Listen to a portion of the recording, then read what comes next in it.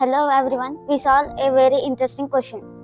The Shatabdi Express train arrived to Delhi at 10 a.m. It was late by 3 hours 20 minutes. What was the scheduled arrival time of the train to Delhi? So Shatabdi Express come one station at 10 a.m. It was late by 3 hours 20 minutes. So what is the correct time to come the station? So we as 10 a.m. as it is, and 3 hours 20 minutes.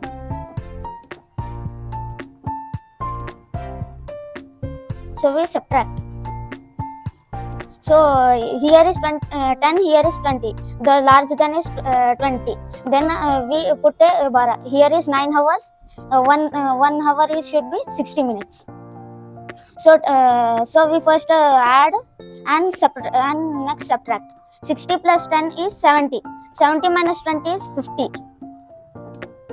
Then 9 minus 3 is 6 a.m.